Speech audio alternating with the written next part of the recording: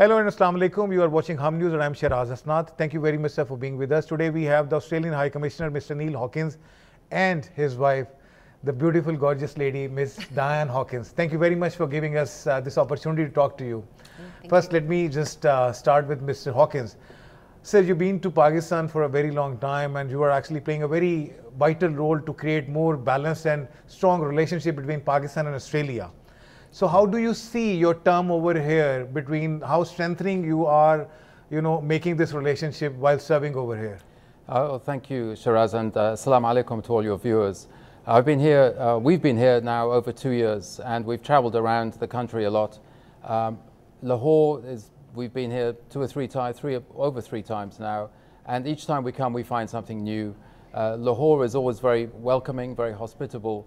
And overall, we have a long relationship with Lahore. If anyone knows Lahore train station, you will see there's an Jama Australia. Yeah. And that was built in 1902 by a Baluch person who went to Australia with the camels, and he came back and he opened a mosque. So it is a long relationship we have. We have a lot of interaction with cricket. We sponsor a underprivileged girls cricket here, and blind girls cricket with the Pakistan Cricket Board. So we have a lot to do with Lahore, and it's always enjoyable to come here, of course, and eat a lot of food. Being a Lahorite, even I never knew. I always know that they're in Australia, crossing or Australia Chalk, but I never knew about the background. So thank you very much for upgrading my knowledge. But it's been like 40 years, especially the agricultural relationship of Pakistan and Australia. And no doubt the Pakistan is getting a huge benefit from the Australian agricultural, the performances. How do you see and what kind of scope you are further seeing into the agriculture sector of Pakistan with the help of Australia? That's a good question, Shiraz. So Pakistan and Australia are both facing climate change. And no single country can overcome this alone. We have to work together. So Australia and Pakistan have been working for 40 years now, and this is the 40th year to celebrate in agriculture. So we're helping Pakistani farmers, for instance, have hybrid wheat seeds that is water and drought resistant, and also salt resistant, because the salt quantity in the water is increasing. We're also looking at specific trees to help take out the salt from the soil and making farmers more productive. So we're using Australian techniques, which we were learning, now we're learning actually from the Pakistanis. So it is a team effort, but we're proud to be working in Punjab for the last 40 years and celebrating that. The farmers, of course, it's very difficult.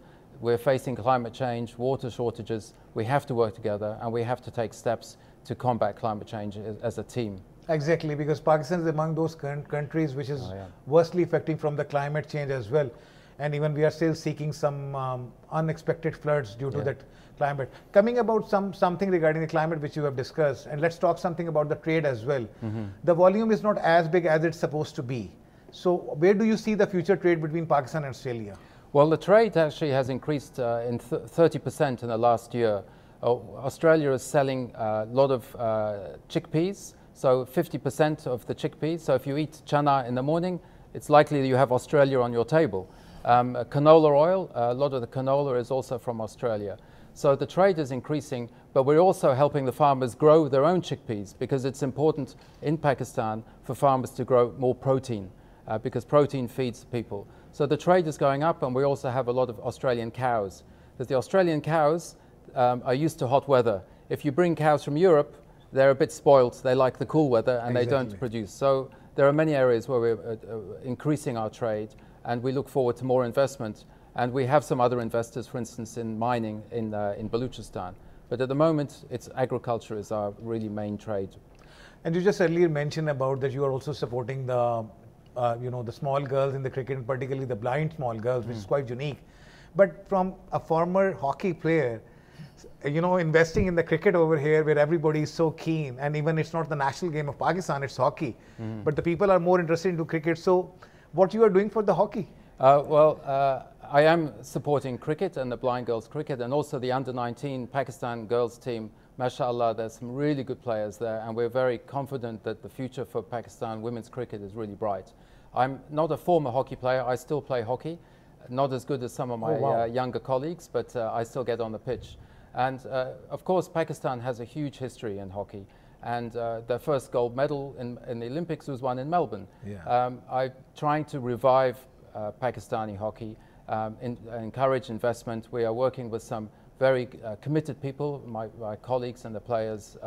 I have some hockey sticks that we have from Hockey Australia. So we're trying to work on that. It's, as you said, Pakistan's national sport, and it will be good to see Pakistan great again in hockey, and I'd like to do my bit. Thank you very much for playing such a, the diplomacy in sports that really which we need, and you are such an ambassador for the sports as well. Let me just talk to, with your permission, let me just talk to Ms. Diane. Ma'am, thank you very much again for coming, and we're going to further discuss and tell you more about how the hum is working, because our president is also a female. Yes. And that's the only female president of any media outlet over here. But how do you see the spark in the women over here in Pakistan? I'm always impressed by what women manage to do here, and sometimes under difficult circumstances.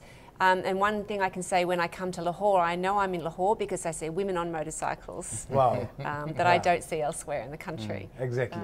Yeah, so that's the main thing I notice when I come to Lahore. And what's your interaction, because this is a city of gardens, this is a city of flowers, this is a city of universities, colleges. Lahore is supposed to be the culture hub of Pakistan, but unfortunately it's also a most polluted city in the world as well. So how do you see those two different things together? Well, it's a challenge for Lahore, definitely, and people I speak to here talk about that being one of the biggest challenges. We're very lucky at the moment. We're here at a wonderful time of year, between the heat and the cold and the serious pollution. So it's a good time to enjoy things as much as possible outside here at the moment. So hopefully we'll get to Shalimar Gardens. Yeah, the Shalimar Gardens here, we both like going to the Shalimar Gardens. Oh wow, yeah. That's one of the most classic archaeological things which is existing over here. So have you been to any of the cultural sites over in Lahore, and how do you see? Oh, well, we've been to Lahore Museum, which is just a truly magnificent building and everything it shows there. We've been to the Lahore Fort, the Bibi Paktaman Mausoleum, Shrine. I think the big ones on the list we've been to, and probably would like to go back to most of them as well. And I just want to say something about the Bibi Paktaman Shrine. It is such an important and beautiful monument in a small constrained space. The architecture is lovely. Have you seen the latest upgraded one? That's what I think is the upgrade is fantastic. I've met the architect, and it really is very, very impressive. And to me, it's my favorite site in Lahore. So. And the Fakir Khana museum as well is another favorite of ours.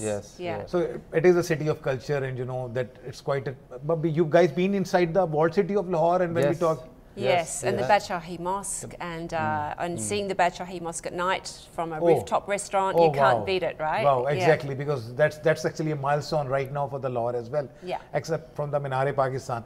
Let's talk something about the food. Lahore is also very renowned for its food as well. And by living there in Islamabad, probably you weren't able to get that food which you find over in Lahore. So how do you feel? What's your taste bud saying while eating Lahore food?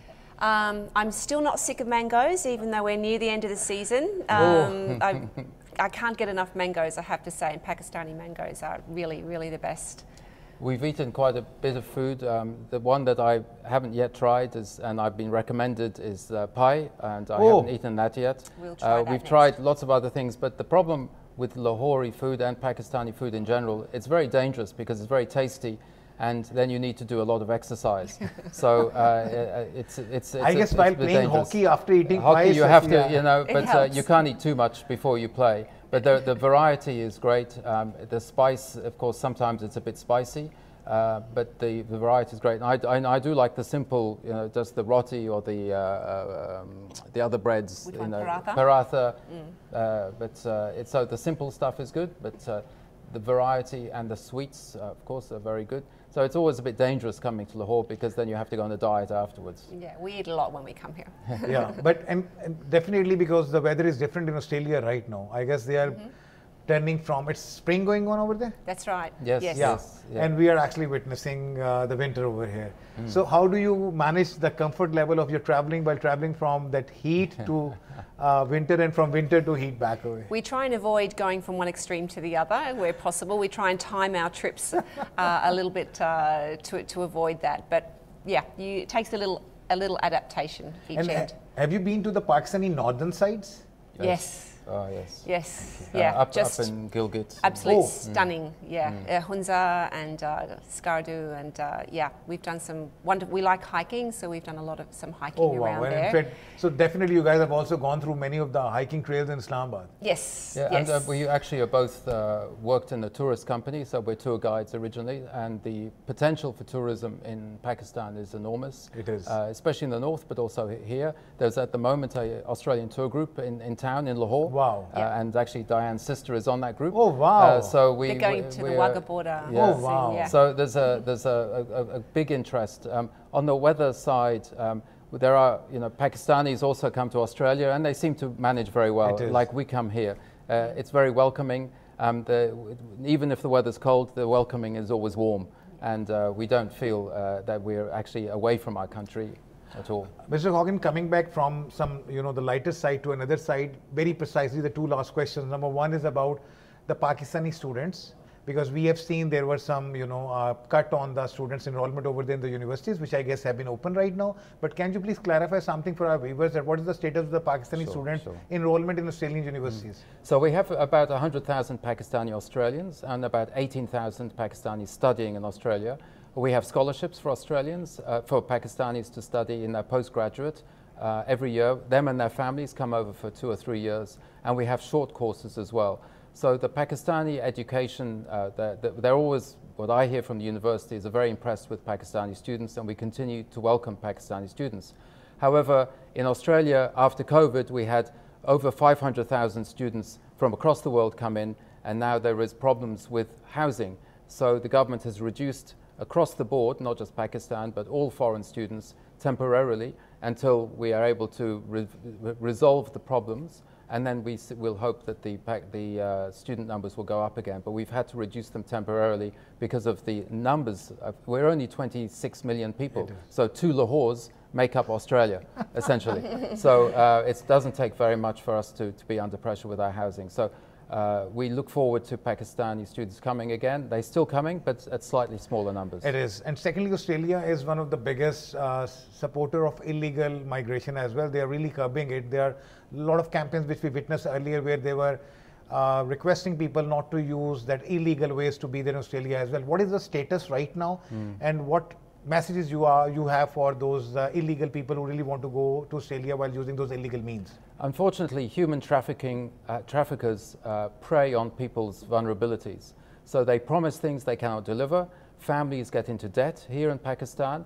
They send their kids overseas hoping for a better life, and often those kids can end up dying, unfortunately, in the trip. So they leave the family without their son or daughter and in debt. So this is a false narrative which we need to counter, because Pakistani families who are poor and who believe the stories they're told are getting tricked, and it's important that we stop this. And the government is very keen, the government of Pakistan, to work with us. I met with the minister responsible recently, and it's important that Pakistanis know that the front door is there. Please use the front door into Australia through visas.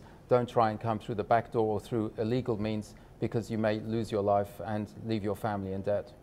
Thank you very much, Mr. and Mrs. Hawkins, for sharing such a wonderful memory of your visit to Lahore as well. And we are really praying that under your guidance, under your leadership, under your presence over here, the ties between Pakistan and Australia would strengthen more. Inshallah. Thank you very much again. Thank you, Shiraz. Thank you, inshallah.